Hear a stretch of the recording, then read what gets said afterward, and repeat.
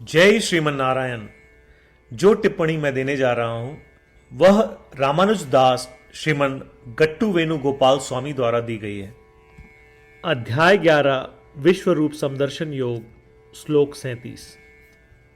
कस्माच्च ते न नमेरन् महात्मन् गरीयसे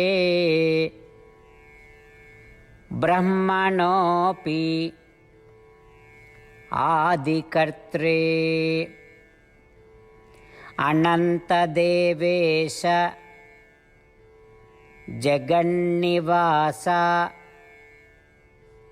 त्वमक्षरं सत् असत् तत्परं यत्। ओम। गीताचार्य श्री कृष्ण परमात्मा हम सभी को अर्जुन के साथ विश्व रूप समदर्शन योग सिखा रहे हैं। उसी क्रम में विश्व रूप को देखकर अर्जुन श्री कृष्ण परमात्मा से इस प्रकार प्रार्थना कर रहे हैं। हे श्री कृष्ण, हे महात्मा, आप सबसे महान हैं।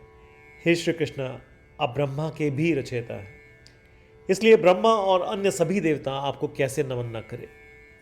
हे श्री कृष्ण, आप असीम हैं। हे श्री कृष्ण, आप सभी देवताओं के स्वामी हैं। हे श्री कृष्ण, आप संपूर्ण ब्रह्मांड में व्याप्त हैं।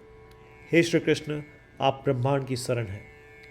हे श्री कृष्ण, आप अविनाशी हैं। हे श्री कृष्ण, आप प्रकट और अप्रकट, परे और सर्वोच्च हैं। इस प्रकार अर्जुन श्री कृष्ण परमात्मा की सर्वोच्चता को समझ रहे हैं और श्री कृष्ण परमात्मा से प्रार्थना कर रहे हैं। आइए हम भी बिना किसी संदेह के श्री कृष्ण परमात्मा की सर्वोच्चता को समझें और श्री कृष्ण परमात्मा के समक्ष समर्पण करें।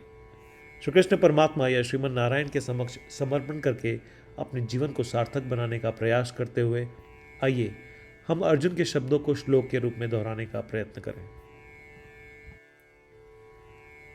कस्माच्च तेन नमेरन् महात्मन् गरीयसे ब्रह्मणोऽप्यादिकर्त्रे अनन्तदेवेश जगन्निवास त्वमक्षरं सदसत्तत्परं यत्। श्रीमद् भगवद गीता का संपूर्ण सार श्री कृष्ण परमात्मा द्वारा अध्याय 18 श्लोक 65 से 70 में 8 कार्य करने के लिए दिया गया है। श्री कृष्ण कहते हैं, मुझे वे लोग पसंद है जो इन 8 बातों का पालन करते हैं। मैं उन भक्तों की हर प्रकार से रक्षा करूंगा। श्री कृष्ण परमात्मा द्वारा बोली गई संपूर्ण भगवद गीता को सुनने के बाद अर्जुन कहते हैं, करिष्ये वचनम तव, जिसका अर्थ है कृष्ण, मैं वैसा ही करूंगा जैसा आप कहेंगे। यही कारण है कि श्री कृष्ण ने अर्जुन को सभी प्रकार की सफलताएं और जीत प्रदान की है। आइए परमात्मा को वचन दे कि हम इन 8 कर्मों का पालन करेंगे। ऐसी कोई पूजा, तप या यज्ञ नहीं है जो परमात्मा को यह शब्द देने से बढ़कर हो। मैं कहूंगा कि ये 8 प्रतिज्ञाएं हमें करनी चाहिए। कृपया आप सभी इन्हें अपने दिल और दिमाग में सोचें। इस प्रकार श्री कृष्ण को अपना वचन देते हुए आइए हम सभी श्री कृष्ण के सुंदर चेहरे को खुशी से चमकते हुए देखें और आनंद का अनुभव करें। जय श्रीमन नारायण। ये है हमारे 8 वचन। हमारा पहला वचन, हे श्रीमन नारायण, जैसा आपने निर्देश दिया मैं हमेशा आपका ध्यान करूंगा और आपके बारे में सोचूंगा। हमारा दूसरा वचन, हे श्रीमन नारायण, जैसा कि आपने सलाह दी मैं हमेशा आपका भक्त रहूंगा। हमारा तीसरा वचन, हे श्रीमन नारायण, मैं अपने सभी कार्य आपकी सेवा के रूप में और आपकी संतुष्टि के लिए करूंगा। हमारा चौथा वचन, हे श्रीमन नारायण, जैसा कि आपने अनुसरण करने के लिए कहा था, मुझे पूरा विश्वास है कि मैं आपका हूं और मैं हमेशा अपने हाथ जोड़ूंगा और आपको नमस्कार करूंगा। हमारा पांचवा वचन, हे श्रीमन नारायण, मुझे आपके शब्द मामेकम शरणम व्रज, याद आते हैं जो आपने सिर्फ और सिर्फ आपको ही समर्पण करने को कहा था। श्रीमन नारायण, मैं केवल आपके प्रति समर्पण करता हूं। हमारा छठा वचन, हे श्रीमन नारायण, मुझे आपके शब्द मां शुचः याद आते हैं कि आप हमें शोक न करने का आश्वासन दे रहे हैं। मैं अब शोक नहीं करूंगा। हमारा सातवां वचन, हे श्रीमन नारायण, आपने हमारे लिए श्रीमद् भगवद गीता देकर हम सभी पर कृपा की है और आशीर्वाद दिया है। मैं कम से कम एक श्लोक पढ़ने या सुनने का वादा करता हूं। हमारा आठवां वचन, हे श्रीमन नारायण, आपने सारी मानवता को गीता प्रदान की।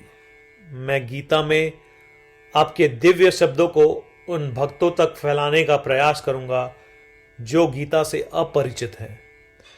हमने अभी अभी परमात्मा को 8 वचन दिए हैं। प्रतिदिन श्रीमन नारायण को यह वचन देना कि हम वैसा ही करेंगे जैसा वे कहेंगे, अपने आप में एक महान पूजा है।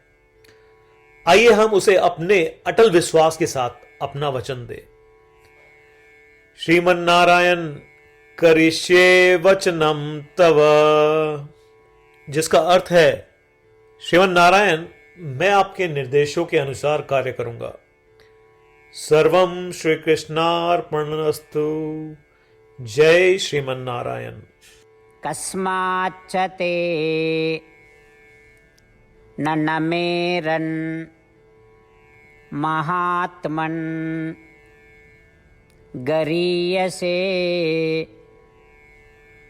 ब्रह्मणोऽपि आदिकर्त्रे अनन्तदेवेश जगन्निवास त्वमक्षरं सत् असत् तत्परं यत्। ॐ कस्माच्च तेन नमेरन्महात्मन् गरीयसे ब्रह्मणोऽप्यादिकर्त्रे अनन्तदेवेश जगन्निवास त्वमक्षरं सदसत्तत्परं यत्।